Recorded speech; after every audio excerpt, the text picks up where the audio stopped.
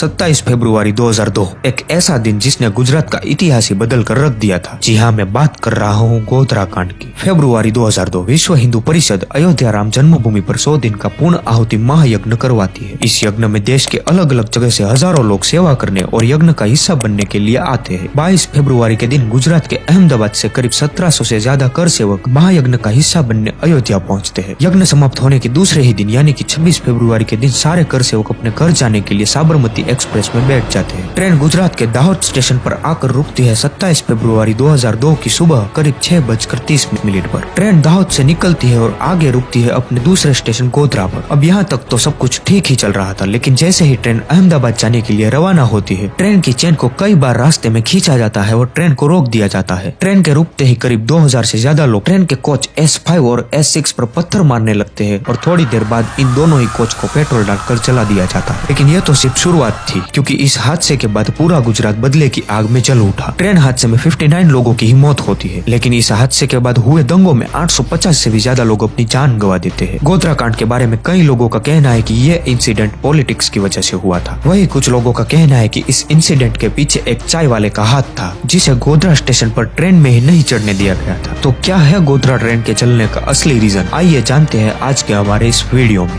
हजारों की भीड़ ने S6 बोगी को घेर लिया। S6 बोगी में आग लगा दी गई। ये वही डब्बा है जिसके बाद पूरे गुजरात में गोधरा के नाम पर दंगे दंगे दंगे की आवाज थी। गुजरात की राजनीति में गोधरा का बड़ा महत्व है। ये नाम सुनते ही 2002 की घटना याद आ जाती है। ये दरिंदगी जो है वो पॉलिटिकल है, सारा देश सारी दुनिया जानती है।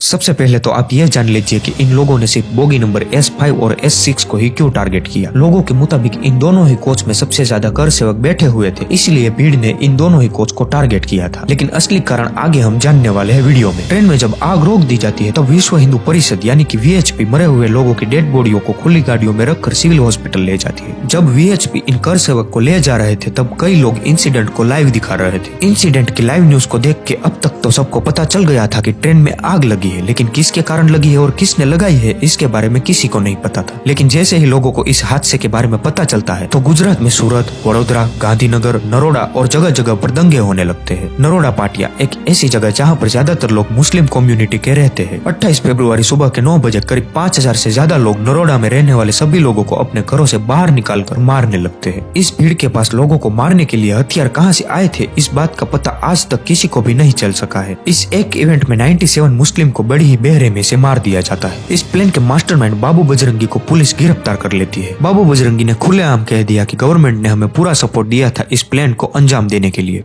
सब फोन भी कर रहे थे और उसके बाद में सब दौड़ दौड़ के पुलिस के पास भी जाते थे। हम लोग तो जो उनका एक वहाँ पे सलीम करके एक था, जो नरोड़ा पार्टी का थोड़ा दादा माना जाता था, वो तो सब जीप के अंदर घुस गया था, सब फायर गया था, जीप के अंदर घुस गया था। तो पुलिस हम खुद उसको पकड़ के खींच के बाहर लाए। तो बोलता है पुलिस वालों बोलता बोले इसने मार इतना, उसको बोले मार ही डालना, जिंदा छोड़ोगे तो बयान देगा नहीं बोले।